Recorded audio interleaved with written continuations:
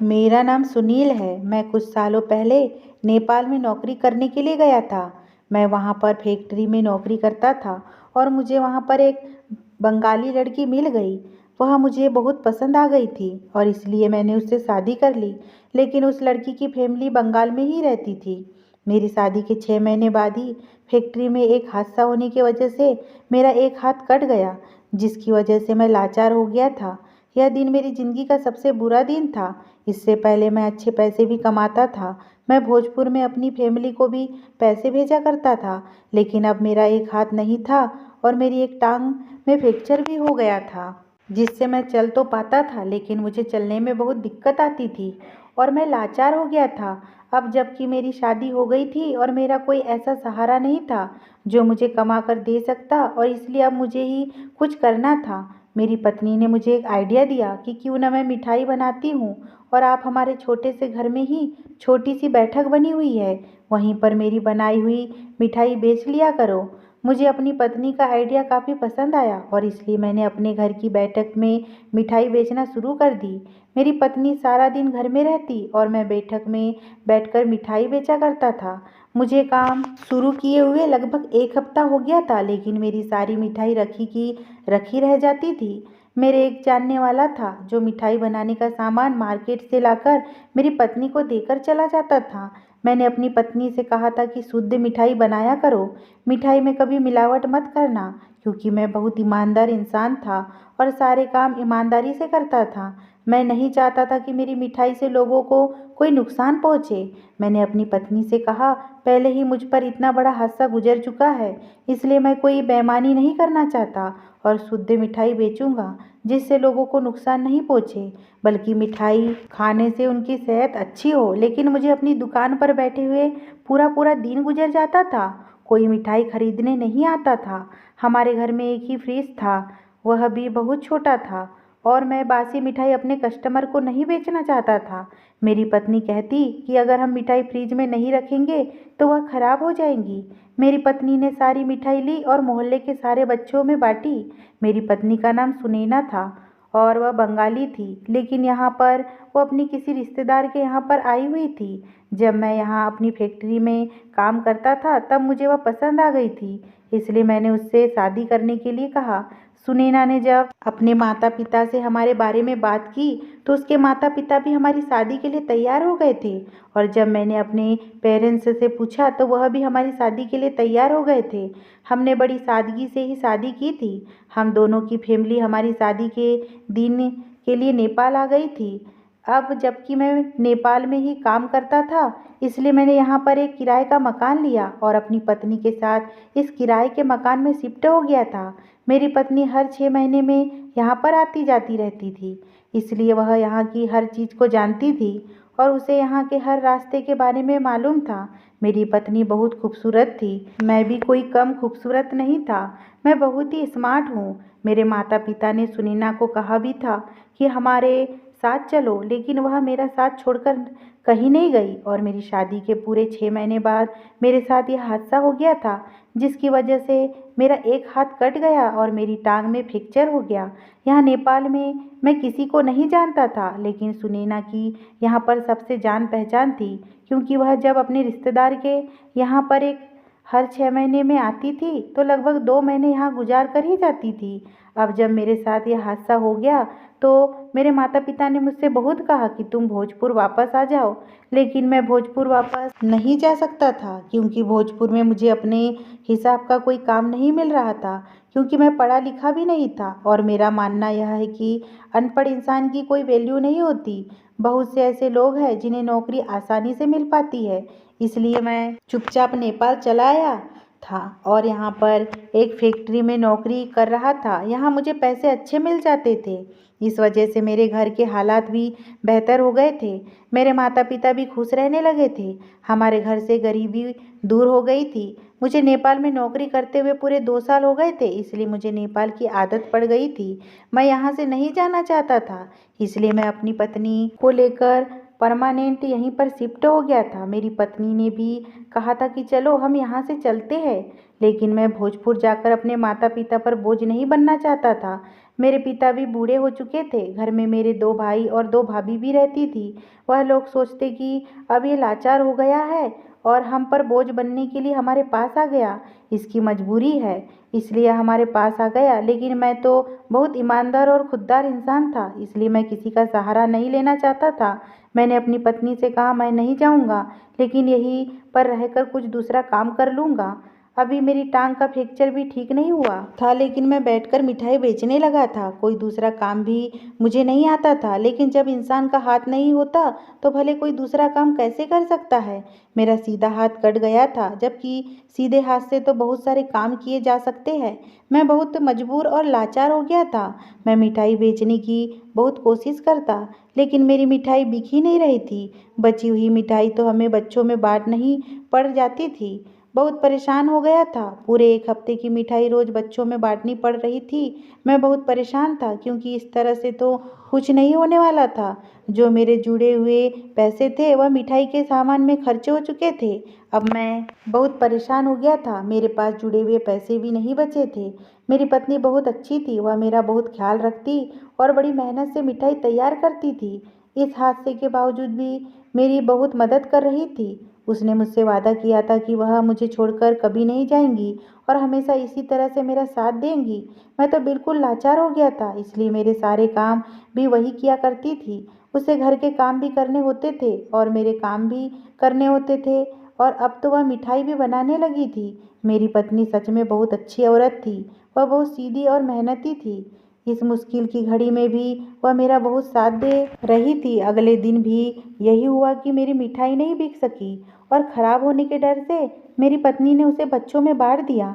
मेरी पत्नी मुझसे कहने लगी, इस तरह से तो रोज हमारे नुकसान हो रहा है और अब आगे मिठाई के लिए हमारे पास पैसे नहीं बचे।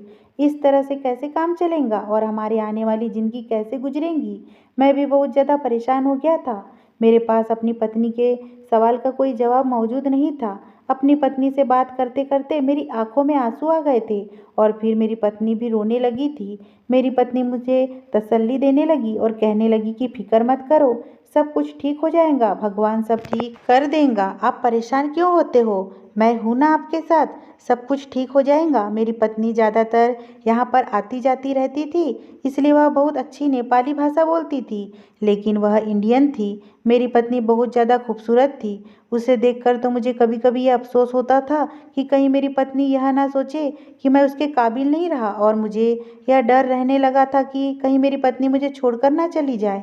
लेकिन मेरी पत्नी कहती थी कि तुम फिक्र मत करो, मैं सब कुछ जानती हूँ, मैं सब कुछ ठीक कर दूंगी, मैं हमेशा आपका साथ दूंगी और कभी बुरे हालात में आपको अकेला छोड़कर नहीं जाऊंगी। लेकिन आगे क्या होगा, अब मुझे इस बात की टेंशन रहने लगी थी। फिर मेरी पत्नी ने मुझे एक सलूशन बताया, जिसे सुनकर मैं नाराज़ भी हो गया था। मैंने अपनी पत्नी से कहा कि मैं नहीं चाहता कि मेरी पत्नी को दूसरा कोई मर्द देखे, तो तुम्हें कोई ज़रूरत नहीं है। मेरी पत्नी कहना चाह रही थी कि मैं तुम्हारी जगह पर मिठाई बेचती हूँ। मैंने कहा कि मुझे यह बात पसंद नहीं कि तुम दुकान में बैठकर मिठाई बेचो और दूसरे मर्द आकर तुम्हारी तरफ नज़र डाले। यह बात मुझे बिल्कुल पसंद नहीं, और यह आइडिया तुम्हारे दिमाग में आखिर कहाँ से आया। मैंने कहा, मैं ऐसा कभी नहीं होने दूंगा और तुम्हें कभी दुकान पर बैठने की परमिशन नहीं दूंगा। मेरी पत्नी कहने लगी, यह हमारी दुकान नहीं है, बल्कि यह तो हमारे घर में बना हुआ छोटा सा कमरा है और मुझे कहीं दूसरी जगह नहीं जाना। अपने घर में बैठकर ही तो मिठाई बेचनी है। लेकिन मैं आगे नहीं बैठूंगी, बल्कि मैं तो साइड में होकर बैठ जाया करूंगी। मोहल्ले की औरतों को अगर पता चलेगा कि इस दुकान पर औरत बैठकर मिठाई बेचती है, तो आदमियों के साथ साथ औरत भी मिठाई लेने के लिए आया करेंगी।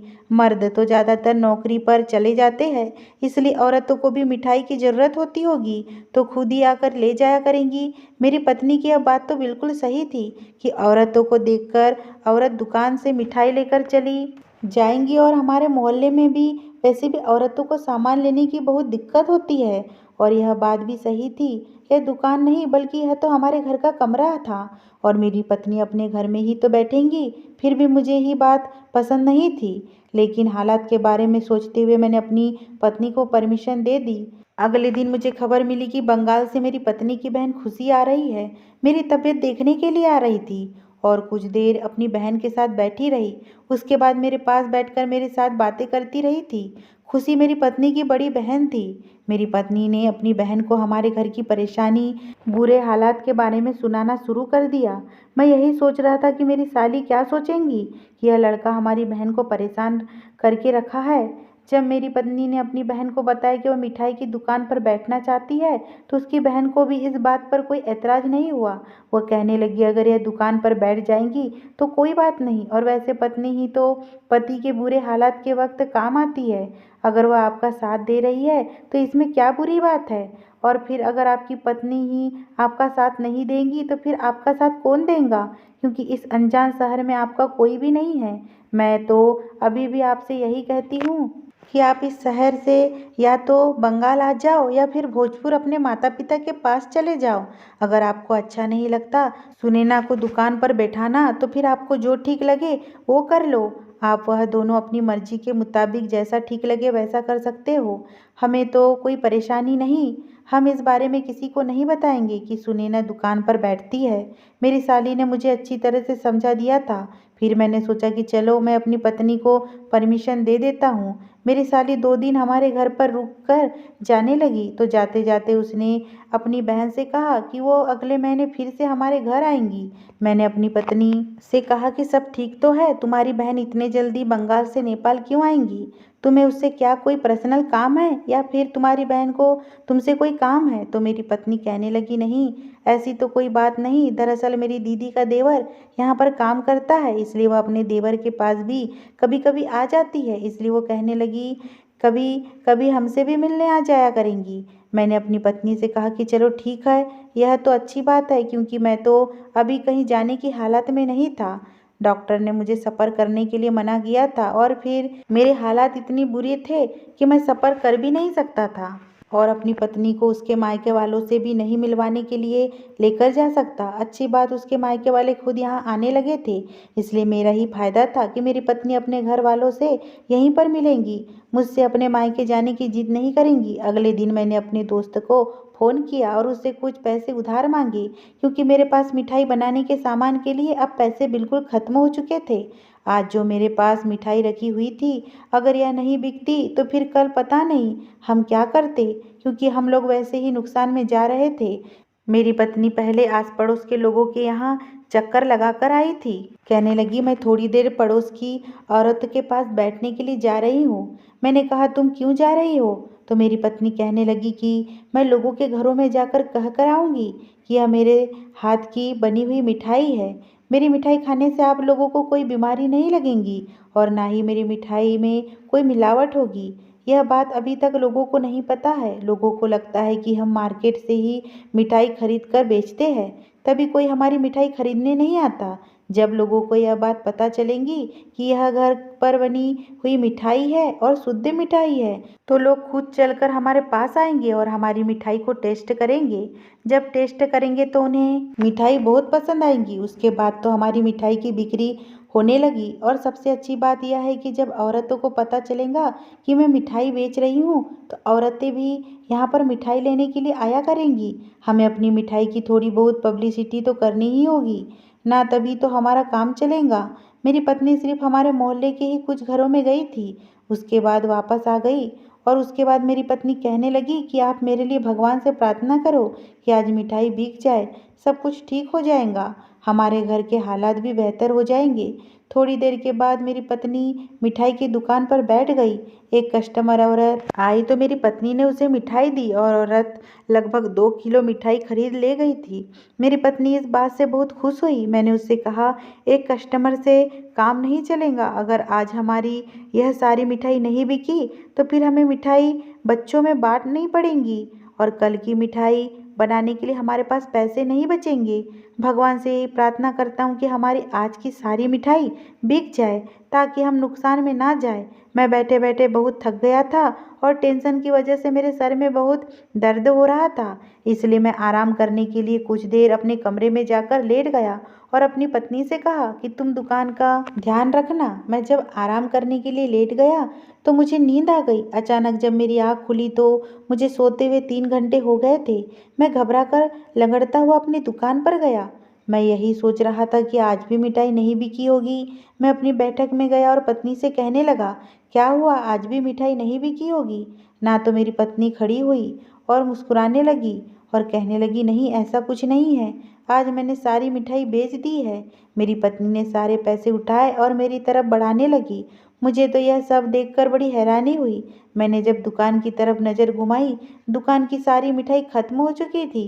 यह बात सच थी कि मेरी पत्नी ने सारी मिठाई बेच दी थी और वह उसी बिकी हुई मिठाई के पैसे मुझे दे रही थी। मैं हैरान रह गया था कि इन 3-4 घंटे में मेरी दुकान खाली हो गई थी।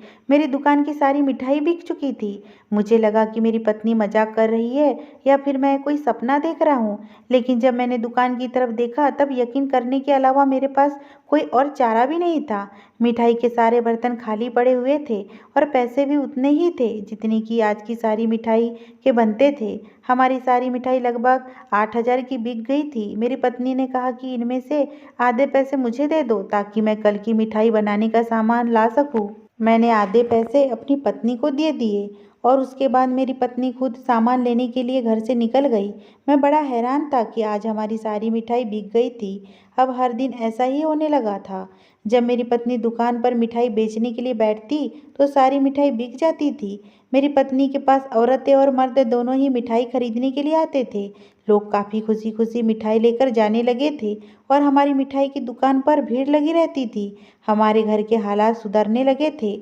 हमारे पास काफ़ी पैसा इकट्ठा रहने लगा था। इसके बाद मेरी पत्नी ज़्यादा सामान लेकर आई और सारी रात किचन में खड़े होकर मिठाई बनाती, लेकिन मेरी पत्नी डिब्बे में ही मिठाई रखकर उसको पैक कर दिया करती थी। मेरी पत्नी का कहना था कि हम कस्टमर को खुली हुई मिठाई नहीं देना चाहते क्योंकि खुली हुई मिठाई पर कीड़े बैठते हैं जिनसे बीमारियां फैलती है। मेरी पत्नी भी बहुत समझदार हो गई थी। हमें लगभग 5 महीने हो गए थे, लेकिन हर महीने मेरी साली भी आती थी।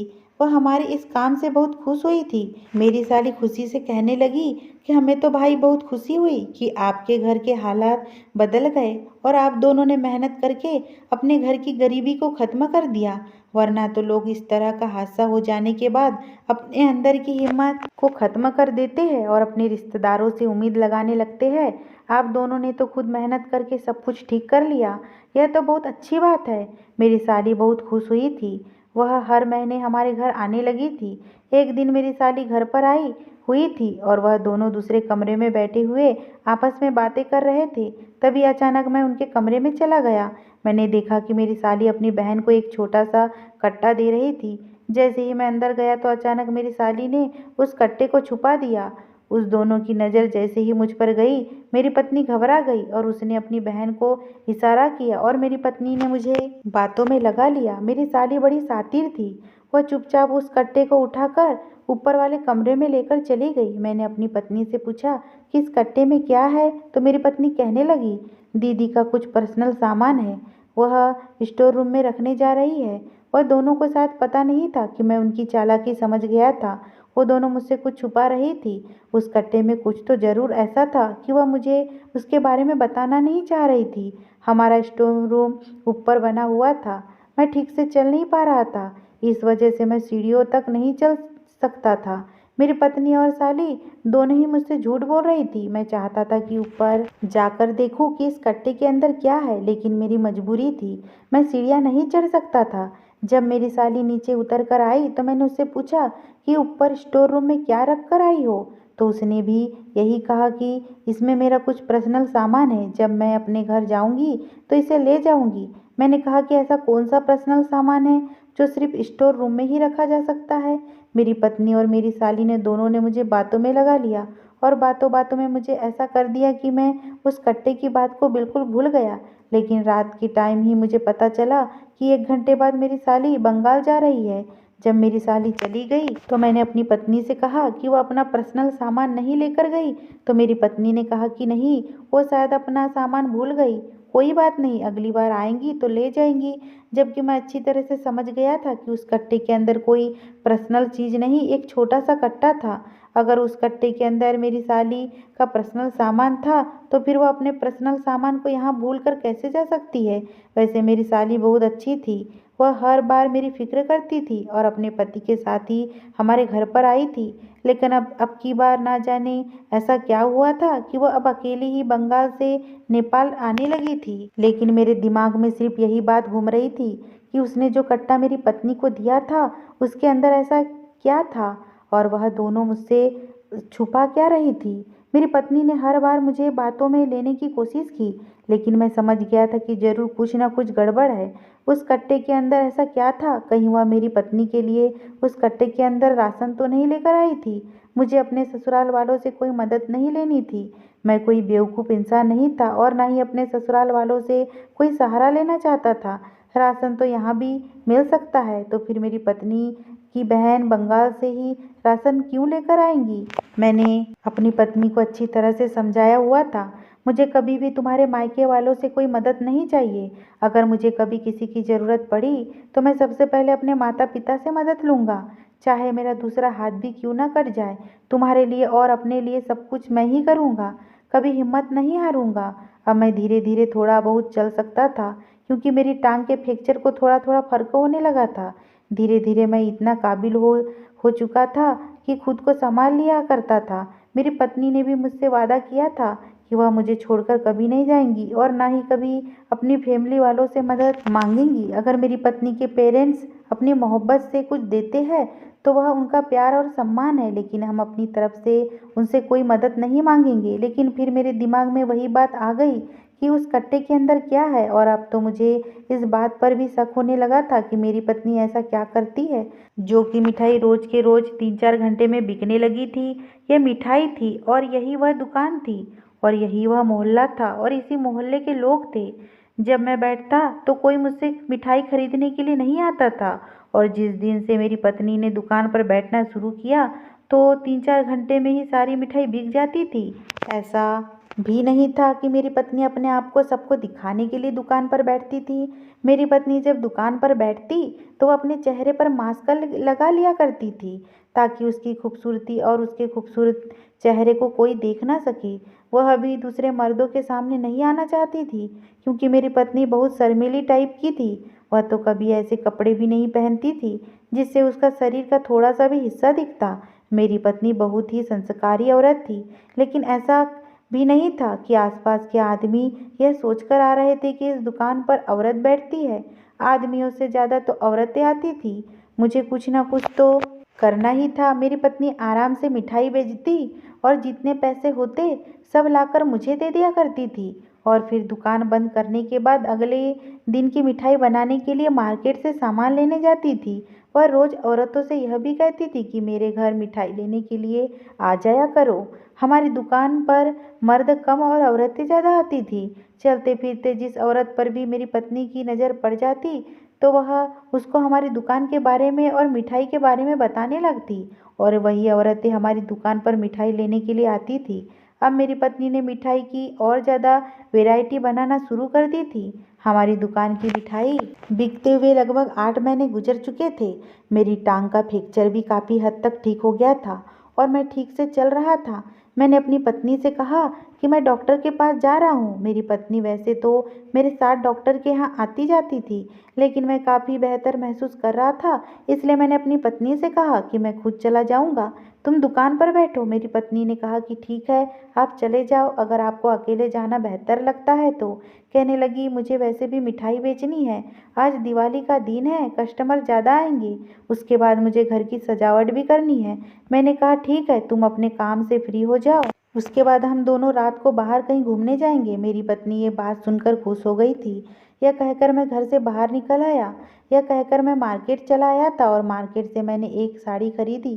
साड़ी तो मैं अपनी पत्नी की भी ले सकता था, लेकिन मेरी पत्नी अपनी साड़ी को पहचान जाती। साड़ी मैंने इसलिए खरीदी थी क्योंकि मैं साड़ी पहनकर अपनी पत्नी के दुकान पर मिठाई खरीदने के लिए जाना चाहता था, इसलिए मैंने वैसा ही किया। मैंने एक सुनसान जगह पर खड़े होकर साड़ी पहन ली और घूंघट डालकर अपने चेहरे को अच्छी तरह से छुपा लिया। मैं बड़ी खामोशी से अपनी पत्नी की दुकान पर आ गया था और मैंने अपने आप को इस तरह से कर लिया था कि कहीं मेरी पत्नी मुझे पहचान ना जाए। मैंने औरत जैसी आवाज़ निकाल कर कहा कि मुझे 1 किलो मिठाई चाहिए। ऐसा मैं इसलिए कर रहा था क्योंकि मुझे यह जानना था कि कहीं मेरी पत्नी कोई गड़बड़ तो नहीं कर रही। अगर उसने मुझसे पैसे लिए और मुझे मिठाई दे दी तो मैं समझ जाऊंगा कि मामला क्या है। वैसे मुझे अपनी पत्नी का ज़्यादा शक नहीं करना चाहिए था, लेकिन शक करना भी ज़रूरी था क्योंकि मैं भी तो उसी दुकान पर बैठा करता था जिस पर मेरी पत्नी बैठ रही थी। फिर मुझसे कोई मिठाई क्यों नहीं खरीदता था और मेरी पत्नी से क्यों खरीद रहा था? बस यही बात मुझे परेशान कर रही थी और यही सब जानने के लिए मैं साड़ी पहनकर औरत के रूप में अपनी पत्नी के पास मिठाई लेने के लिए आया था। मैंने सर ढका हुआ था क्योंकि ठंड बहुत हो रही थी, इसलिए मेरी पत्नी को भी यही लगा कि मैं एक औरत हूँ। तभी अचानक मेरी पत्नी ने कहा कि आपकी 1 किलो मिठाई पैक कर दूँ, इसके अलावा वो आपको कितनी देनी है? मैंने कहा कि क्या कितनी देनी है? तो मेरी पत्नी कहने लगी कि वही 1 किलो देनी है या फिर 2 किलो देनी है। मैंने कहा कि 1 किलो दे दो, कि मैं समझ नहीं पा रहा था कि मेरी पत्नी किस चीज़ की बात कर रही है, इसलिए मैंने वह जिस चीज़ की बात कर रही थी वह चीज़ भी 1 किलो पैक करवा ली थी। मैं पैसे देकर वापस आ रहा था तो मेरी पत्नी कहने लगी कि आप दोबारा वापस आना, आपको यह चीज़ बहुत पसंद आएंगी क्योंकि यह प्योर माल है। और मैं यह सामान लेकर अपने दोस्त के घर चला गया था। वहाँ जाकर मैंने उसके कमरे में बैठकर जब वह सामान और मिठाई के डिब्बे में मिठाई ही मौजूद थी, लेकिन जब मैंने दूसरा वाला डिब्बा खोला तो मैं हैरान रह गया था। उस डिब्बे के अंदर 1 किलो फिटकिरी मौजूद थी। मेरा दोस्त भी वहीं पर मौजूद था और मेरा दोस्त फिटकरी को देखकर हैरान रह गया, जबकि मैं फिटकरी को देखकर हैरान नहीं हुआ था क्योंकि फिटकरी तो एक नॉर्मल सी चीज़ है। मेरे दोस्त ने कहा कि तुम यह क्या उठाकर लाए हो, तुम इसे घर से ले जाओ वरना यहाँ पर पुलिस आ जाएंगी। मैंने कहा यह तो फिटकरी है और फिटकरी होने से किसी के घर में पुलिस कैसे आ सकती है? मेरा दोस्त कहने लगा तुम पागल हो गए हो क्या? तुम्हें नहीं पता यह कोई मामूली फिटकरी नहीं, यह एक ऐसी फिटकरी है जिससे औरतें नशा करती है। मेरे दोस्त ने कहा कि तुम्हारी पत्नी दुकान में बैठकर गलत काम कर रही है, इसका मतलब यह है कि तुम्हारी पत्नी गैर कानूनी काम कर रही है और अभी तक शायद पुलिस को इस बारे में नहीं पता कि तुम्हारी पत्नी ये चीज़ अपने दुकान पर बेच रही है। अगर पता चल गया तो पुलिस तुम्हें और तुम्हारी पत्नी को गिरफ्तार कर लेंगी और इतनी लंबी सजा होगी कि तुम कभी जेल से रिहा नहीं हो सकोगे। यह सुनकर तो मैं घबरा गया था और मेरा पूरा शरीर कांपने लगा था क्योंकि मैं बहुत ईमानदार आदमी था, मैं कभी बेईमानी वाले काम नहीं कर सकता था। तो फिर यह मेरी पत्नी क्या कर रही थी? लेकिन मैं सोच में पड़ गया था कि मेरी पत्नी के पास यह फिटकरी कहाँ से आई थी। फिर मेरे दिमाग ने काम किया और मैं समझ गया कि हर महीने जो मेरी साली मेरे घर आती है वह जो कट्टा लेकर आती है शायद उस कट्टे के अंदर यही फिटकरी होती है और उस दिन भी उस कट्टे के अंदर यही फिटकरी होगी। यह चीज़ वह बंगाल से लेकर आ रही थी। मेरे दोस्त ने बताया कि फिटकरी यहाँ पर कहीं नहीं मिलती, यह सिर्फ दूसरे शहरों में पाई जाती है क्योंकि नेपाल में फिटकरी बैन है और कोई भी फिटकरी का व्यापार नहीं कर सकता क्योंकि मामूली फिटकरी नहीं है, यह एक ऐसी फिटकरी है जिसको पानी में मिलाकर पीने से इसका नशा किया जाता है। मेरे दोस्त ने बताया कि इस फिटकरी की एक खास बात यह भी है कि जो भी औरत की फिटकरी पानी में मिलाकर पीती है उसे कभी प्रेगनेंसी नहीं रहती, इसलिए फिटकरी का ऐसे ही औरतें सेवन करती है जिन्हें बच्चा नहीं चाहिए होता। मैंने सोचा तभी तो हमारी दुकान पर ज़्यादातर औरतों की भीड़ लगी रहती है। इसका मतलब यह था कि मेरी पत्नी और उसकी बहन ये दोनों मिलकर इस काम को अंजाम दे रही थी और जो मेरी साली मेरी पत्नी के लिए कट्टा लेकर आई थी वह भी इसी फिटकरी का कट्टा था और वो ये चीज़ बंगाल से लेकर आ रही थी और ये दोनों मिलकर मेरी आंखों में धूल झोंक रहे थे। मिठाई के साथ इस तरह की चीज़ बेचना कोई अच्छा काम नहीं था।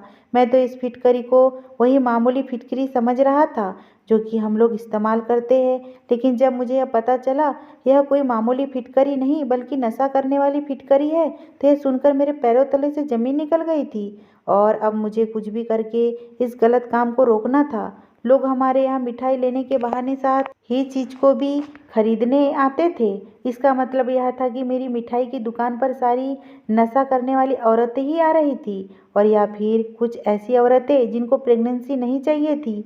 वो औरतें अपने घर वालों से कहती होगी कि हम मिठाई लेने जा रहे हैं, जबकि वो फिटकरी लेने आई थी। उन्हें मिठाई भी मिल जाती थी, अलग से फिटकरी को भी खरीद लिया करती थी। इस फिटकरी के पैसे मेरी पत्नी मुझे नहीं देती थी, शायद वो अपने पास ही संभाल कर रख रही थी, लेकिन मिठाई के पैसे तो वह मुझे रोज के रोज दे दिया करती थी। मैंने अपना सर पकड़ लिया और मेरा दोस्त कहने लगा कि अब तुम्हें कुछ भी करके इस काम को बंद करना होगा, क्योंकि अगर धोखे से भी पुलिस को इस बात की खबर लग गई तो पुलिस तुम्हारे घर को सील कर देंगी और तुम दोनों पति पत्नी को जेल में डाल देंगी। अपने दोस्त की बात सुनकर मैं तो बहुत ज़्यादा घबरा गया था। मेरे दोस्त ने कहा कि यह वाली फिटकरी नेपाल में बैन है, इसलिए तुम्हारी पत्नी फिटकरी यहाँ पर ज़्यादा पैसों में बेच रही है। मैंने सोचा कि यह बहुत गैर कानूनी काम है और मैं ठहरा इज्जतदार आदमी, इसलिए मैं इस तरह का गलत काम कभी नहीं होने दे सकता। मैं फौरन ही घर पर गया और अपनी पत्नी से जाकर सवाल किया कि तुम्हारी बहन हर महीने हमारे घर पर क्यों आती है और क्या लेकर आती है। मेरा सवाल सुनकर मेरी पत्नी चौंक गई और कहने लगी, दीदी तो मेरे लिए कुछ भी नहीं लाती और वह सिर्फ मुझसे मिलने के लिए हर महीने मेरे घर आती है। मेरी पत्नी साफ झूठ बोल रही थी। मैंने अपनी पत्नी को सारी बात बता दी और कहा कि आज मैंने भेस बदल कर तुम्हारी सच्चाई जान ली है कि तुम क्या बेचती हो। मेरी बात सुनकर मेरी पत्नी ने सब कुछ एक्सेप्ट कर लिया और कहने लगी कि मैंने कई दिन दुकान पर बैठकर देख लिया कि कोई कस्टमर नहीं आ रहा था हमारी मिठाई खरीदने के लिए, जबकि मैंने मिठाई बनाने में इतनी मेहनत की। मैं इतनी मेहनत से मिठाई बनाती और साफ सफाई का भी बहुत ध्यान रखती थी और चाहती थी कि लोगों को शुद्ध मिठाई मिल सके। मैंने लोगों को यकीन दिलाया कि हमारी मिठाई शुद्ध मिठाई होती है, इसमें किसी तरह की कोई मिलावट नहीं, लेकिन किसी को मेरी बात पर यकीन नहीं आया और कोई कस्टमर भी हमारी दुकान पर मिठाई खरीदने के लिए नहीं आया था और हमारा भी नुकसान होता चला जा रहा था। मैं बहुत परेशान हो गई थी। फिर एक दिन मैंने किसी से सुना यहाँ पर फिटकरी बैन है। फिटकरी इसलिए बैन की गई है क्योंकि यहाँ की फिटकरी से नशा किया जाता है और औरतें फिटकरी का इस्तेमाल प्रेगनेंसी रोकने के लिए भी करती है। मैंने सोचा कि क्यों ना मैं वह वाली फिटकरी मंगा लूँ और यहाँ पर बेचूँ तो हमें कुछ फ़ायदा होने लगेगा। अपनी बहन को फ़ोन किया और इस फिटकरी का नाम बताया तो मेरी बहन बंगाल से फिटकरी लेकर यहाँ पर आ गई और यही वजह है कि दूसरे शहर में फिटकरी सस्ती मिलती है और हमारे शहर में फिटकरी महंगी। इसलिए हर महीने मेरी बहन कट्टे में भरकर फिटकरी लेकर आ जाती थी। मेरी पत्नी कहने लगी कि इसमें कौन सी बुरी बात है, यह फिटकरी यहाँ के लोगों के लिए सोना है और वह लोग हमसे सोने के भाव ही खरीदते हैं, जबकि हमें यह फिटकरी बंगाल में सस्ती पड़ती है। मैंने अपनी पत्नी को डांट लगाई और कहा कि तुम इस गलत चीज़ की तारीफ कर रही हो, तुम्हें शर्म नहीं आती इस तरह का काम करते हुए। मेरी पत्नी कहने लगी कि अगर हमें फिटकरी बेचने से फ़ायदा हो रहा है तो इसमें कौन सी बड़ी बात है। मैंने पत्नी से कहा, हमारी वजह से लोग नशा कर रहे हैं। सरकार ने नेपाल में फिटकरी को इसलिए बैन किया है क्योंकि यहाँ के लोग गलत संगत में जा रहे थे और यही काम अगर तुम करोगी यहाँ के लोग फिर गलत संगत में चले जाएंगे। तुम्हें पता है इस चीज़ का नशा करने से इंसान मौत के करीब तक पहुँच जाता है, लेकिन मैं तुम्हें यह काम हरगिज़ नहीं करने दूंगा। मैंने अपनी पत्नी से कहा कि अगर मेरे भाग्य में पैसा होगा तो मुझे मिल जाएगा, लेकिन ऐसे गलत तरीके से मुझे पैसे कभी नहीं कमाना। आज के बाद तुम यह काम नहीं करूँगी और अगर तुमने यह काम किया तो मैं तुम्हें खुद पुलिस के हवाले कर दूंगा।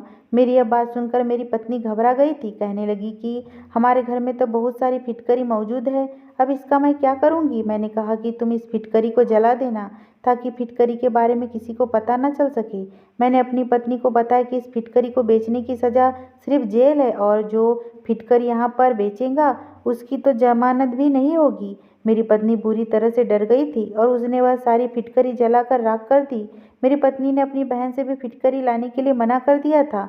मेरी टांग का फ्रैक्चर काफ़ी हद तक बेहतर हो गया था, इसलिए मैंने वॉचमैन की नौकरी करने के लिए सोचा। क्योंकि मेरी दोनों टांगें तो ठीक हो गई थी और मेरा एक हाथ भी ठीक था, इसलिए मैं बैठे बैठे वॉचमैन की नौकरी कर सकता था और अब मैं एक स्कूल में वॉचमैन हूँ, वहाँ पर मुझे अच्छी सैलरी मिलती है। भगवान का लाख लाख शुक्र था कि इसी फिटकरी के बारे में किसी को कुछ पता नहीं चला था। अगर पता चल जाता तो हम दोनों पति पत्नी को जेल भी हो सकती थी, लेकिन मेरी पत्नी ने इस बात की कसम खा ली थी कि आज के बाद कभी ऐसा गलत काम नहीं करेंगी। अब हम दोनों पति पत्नी एक साथ बहुत खुश रह रहे थे, लेकिन मैं आपसे यही कहना चाहूँगा कि कभी भी किसी गलत काम करने से पहले 1000 बार सोच लेना। हर ईमानदार इंसान गरीब रहना मंजूर करेगा, लेकिन कभी भी गलत तरीके से पैसे नहीं कमाना चाहेगा। अगर ये स्टोरी आपको पसंद आई हो दोस्तों और चैनल में नए हो तो प्लीज़ चैनल को सब्सक्राइब करना बिल्कुल ना भूलें।